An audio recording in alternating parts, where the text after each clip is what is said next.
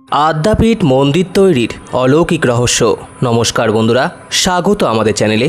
সম্পূর্ণ তথ্যটি বিশিষ্ট লেখক শ্যামসুন্দর দত্তের লেখা আদ্যাপীঠ মন্দিরের অলৌকিক রহস্য সম্পর্কিত তথ্যাবলী।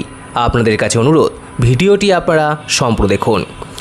আদ্যাপীঠ মন্দির গড়ে ওঠার পিছনে রয়েছে বহু অলৌকিক কাহিনী। অন্নদাচরণ ভট্টাচার্য ছিলেন রামকৃষ্ণ পরমহংসদেবের পরম ভক্ত। তার পৈতৃক নিবাস ছিল বাংলাদেশে। তিনি কবিরাজি পড়ার জন্য কলকাতায় আসেন।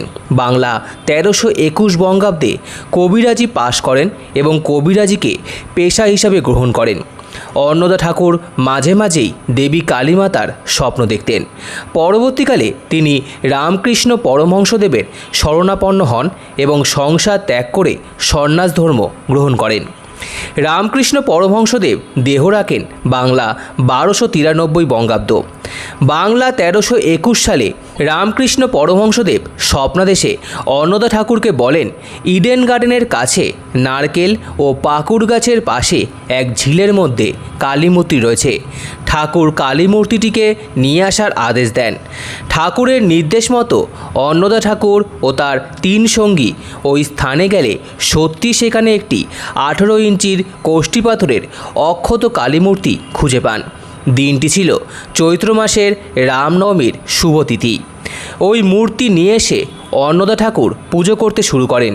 সেই দিন রাতেই মা কালী আদেশ দেন যে মূর্তিটিকে দশমী তিথিতে মাঝগঙ্গায় বিসর্জন দিতে হবে। প্রথমে তিনি আতঙ্কিত হলেও দেবী তাকে আশ্বস্ত করেন বিসর্জন একান্ত কর্তব্য, তবে পরিবর্তিত প্রতিমূর্তি তৈরি করে পুজো চালিয়ে যেতে হবে। এমনকি দেবী এও বলেন যে শুধু শাস্ত্র অনুসারে পুজো নয়, সহজ সরল ভাষাতেও তার আরাধনা করা যাবে। তার পুজো শুধু একটি স্থানে নয়, বিভিন্ন স্থানে তার পুজো পাওয়ার ইচ্ছাও প্রকাশ করেন মা আদ্যা। এছাড়াও আদ্যা মা অন্নদা ঠাকুরকে সংস্কৃত আদ্যাস্তোত্র প্রদান করেন। জনশ্রুতি রয়েছে সংস্কৃত এই আদ্যাস্তোত্র নাকি দেবী আদ্যা মায়ের মুখ নিঃসৃত বাণী। এখনও আদ্যাপীঠ মন্দিরে দেবী আদ্যা মায়ের পুজোর সময় এই মন্ত্র পাঠ করা হয়। অনেকে বিশ্বাস করেন যে ভক্তরা যদি এই মন্ত্র পাঠ করে তাতে মা অত্যন্ত খুশি হন এবং ভক্তদের সকল মনস্কামনা পূরণ করে দেন। দেবী আদ্যার সেই আদেশ পাওয়ার পর অন্নদা ঠাকুর মাঝগঙ্গায় ওই মূর্তিটিকে বিসর্জন দিয়ে দেন। জনশ্রুতি রয়েছে যে জলের নিচে আজও ওই স্থানেই আদ্যা মায়ের আসল মূর্তিটি রয়েছে। বিসর্জন দেওয়ার আগে মূর্তিটির ছবি তুলে রাখা হয়েছিল। এরপর ওই মূর্তিটির অনুকরণেই নতুন মূর্তি তৈরি করে আদ্যাপীঠ মন্দিরে পুজোর ব্যবস্থা করা হয়। আর দেবীর ছবি বিক্রি করে অন্নদা ঠাকুর মা আদ্যার পুজো নানান জায়গায় প্রচলন করার ব্যবস্থা করেন। মন্দির চত্বরের লিপি থেকে জানা যায় যে রামকৃষ্ণদেবের স্বপ্নাদেশে বাংলা 1321 বঙ্গাব্দে বাসন্ত নবমীর দিন আদ্যা মূর্তি পাওয়ার পর বাংলা 1325 বঙ্গাব্দে ঝুলন পূর্ণিমায় আদ্যাপীঠ মন্দিরে প্রতিষ্ঠার স্বপ্নাদেশ পায় অন্নদা ঠাকুর। বাংলা 1328 বঙ্গাব্দে আদ্যাপীঠ মন্দির নির্মিত হয়। অন্নদা ঠাকুরের মৃত্যুর পর তার ভক্তবৃন্দ নতুন মন্দির স্থাপন করেন বাংলা 1373 বঙ্গাব্দে মকর সংক্রান্তি তিথিতে। প্রায় 10 লক্ষ টাকা খরচ করে আদ্যাপীঠের নতুন মন্দির নির্মাণ করা হয়েছিল। আদ্যাপীঠের এই প্রধান মন্দিরের স্থাপত্য, ভাস্কর্য ও প্রতীকীর মধ্যে কিছু ব্যতিক্রমী ভাবনা লক্ষ্য করা যায়। সুন্দর শুভ্র কারুকার্য খচিত শ্বেত পাথরের এই মন্দিরটিতে আধুনিক স্থাপত্য শৈলীর অসাধারণ নিদর্শন রয়েছে।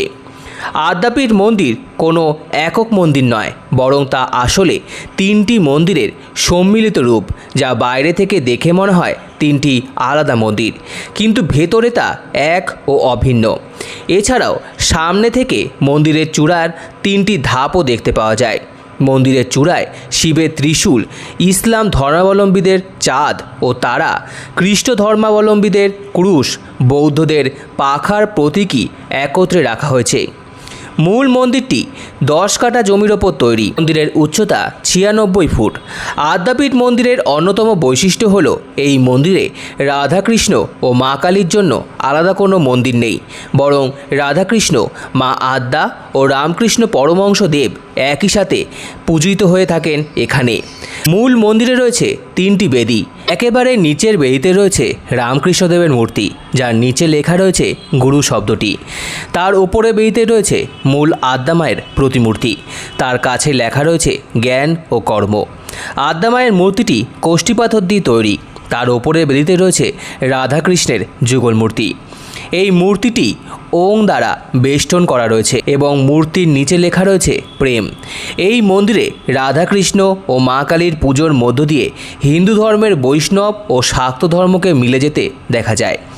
এই মন্দিরে এসে কোনো দর্শনার্থী মূল গর্ভগৃহে প্রবেশ করতে পারে না। নাট মন্দির থেকেই তাদের দেবীর দিব্য মূর্তি দর্শন করতে হয়। এই মন্দিরের বিশাল দরজা এমনভাবে নির্মাণ করা হয়েছে যে মন্দিরের দরজা খুললেই নাট মন্দির থেকে ভক্তরা সরাসরি মাকে দর্শন করতে পারে। এছাড়াও এখানে রয়েছে মহাকাল মন্দির, যুগল মন্দির, জগন্নাথ দেবের মন্দির, দুর্গা মন্দির, রামকৃষ্ণ সংঘ মন্দির, অন্নদা ঠাকুরের বাড়ি ও একটি গোশালা। এইগুলো ছাড়াও প্রার্থনা কক্ষ, ভোগ মন্দির ইত্যাদি। তাছাড়া মন্দির প্রাঙ্গণেই রয়েছে অনাথ গৃহহীন মানুষদের জন্য আশ্রম ও দাতব্য চিকিৎসালয়। আদ্যাপীঠ মন্দির সারা বছর খোলা থাকে, তবে মূল মন্দিরটি দিনে 3 বার বন্ধ হয়। আদ্যাপীঠ মন্দিরে সারা বছর নির্দিষ্ট সময়ে পুজো হলেও বাসন্তী নবমী, পৌষ সংক্রান্তি, রামনবমী, ঝুলন পূর্ণিমা, মাঘী পূর্ণিমা, দুর্গাপুজো, দীপাবলি ও কালী পুজোর সময় বিশেষ পুজো অনুষ্ঠিত হয়। কুমারী পুজো সাধারণত দুর্গাপুজোর সময় হলেও এই মন্দিরে রামনবমীতে কুমারী পুজোর ব্যবস্থা করা হয় ও বহু কুমারীকে ভোজন করানো হয়ে থাকে। এছাড়া বছরে 52 দিন বিভিন্ন শুভতিথি উপলক্ষে বহু ভক্তের সমাগম হয় এই মন্দিরে। এছাড়া এই দিনে বিশেষ ভোগের ব্যবস্থাও করা হয়ে থাকে। এই সম্পর্কিত সম্পূর্ণ তথ্যটি ভালো লেগে থাকলে চ্যানেলটিকে সাবস্ক্রাইব করার অনুরোধ রইল। সম্পূর্ণ ভিডিওটি দেখার জন্য আপনাদের সকলকে অসংখ্য ধন্যবাদ। ভিডিওটি ভালো লেগে থাকলে লাইক, কমেন্ট, শেয়ার এবং চ্যানেলটিকে অবশ্যই সাবস্ক্রাইব করুন। ধন্যবাদ।